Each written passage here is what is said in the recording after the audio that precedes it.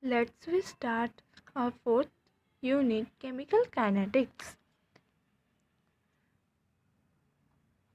Then first, chemical kinetics help us to understand how chemical reaction occur.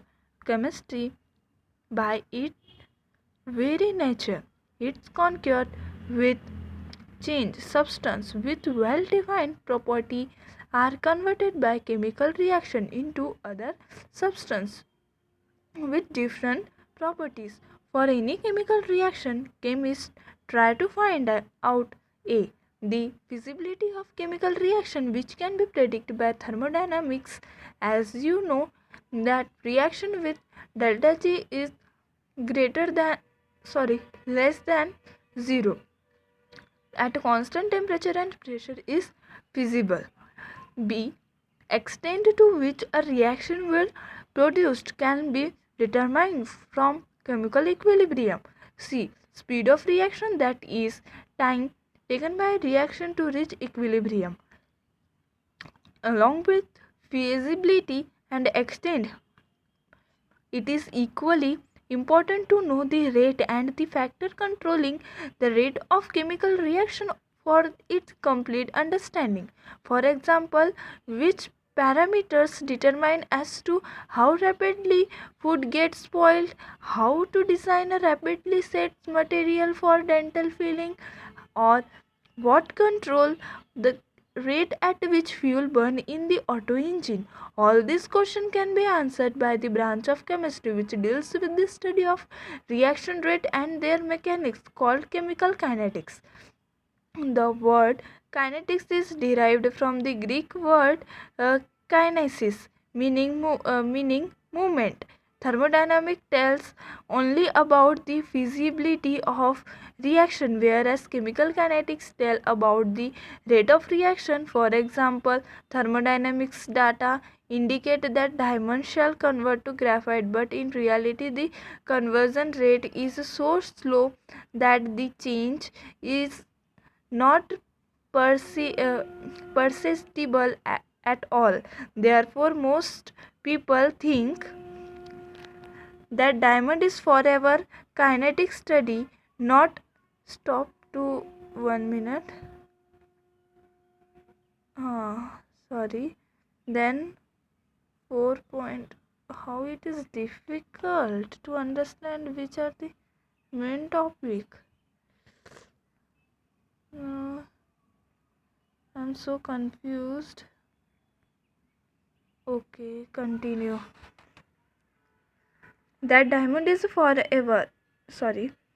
For example, thermodynamic data indicate that diamond shall convert to graphite, but in reality, the conversion rate is so slow that the change is not perceptible at all. Therefore, most people think that diamond is forever. Kinetic study not only help us to determine the speed or rate of chemical reaction, but also describe the such as concentration, temperature, pressure, and catalyst effect. The rate of reaction at the macroscopic level, we are interested in amount reacted or formed and the rate of their consumption or formation. At the molecular level, the reaction mechanism involving orientation and energy of molecules undergoing collision are discussed.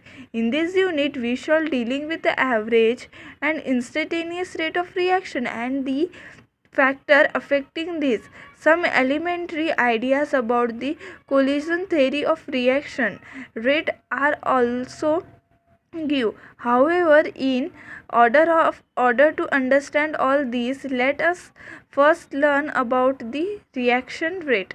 Some reactions such as ionic reaction occur very fast. For example, precipitation of silver chloride occurs instantaneous by mixing aqueous solution or silver nitrate and silver chloride.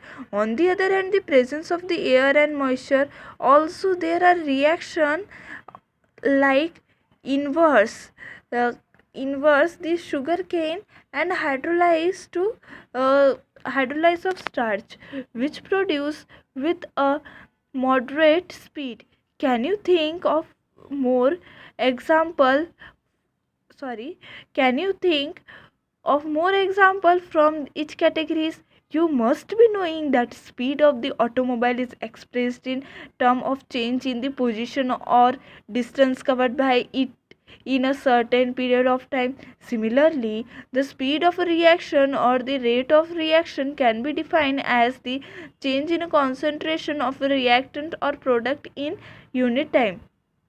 To be more specific, it can be expressed in terms of first, the rate of a decrease in a concentration of any one of reactants, or second, the rate of increase in concentration of any one of the product. Consider a hypothetical reaction assuming that the volume of the system remain constant. uh, 1 mole of the reactant R produced 1 mole of the product P if R1 and P1 are the concentration of R and P respectively at time T1, and R2 and P2 are their concentration at time T2. Then delta T equals to T2 minus T1, delta R equals to R2 minus R1, delta P equals to P2 minus P1. The square bracket in the above expression are used to express molar concentration, rate of disappearance of R, decrease in concentration of R divided by time taken equals to minus delta R by delta T. Then rate of appearance of P in equal to increase in concentration of P by time taken equals to positive delta P divided by delta R. Since delta R is a negative quantity, as concentration of reactant is decreasing, it is multiplied with negative 1 to make the rate of reaction a positive quantity. Equation 4.1 and 4.2 given above present the average rate of reaction. Average rate depend upon the change in concentration of reactant or product and the time taken for that change to occur. Figure 4.1. Then observe figure 4.1. Delta R, let's zoom out. Concentration of reaction R1 R2, then it is a delta R TR, and observe like the B graph. Then unit of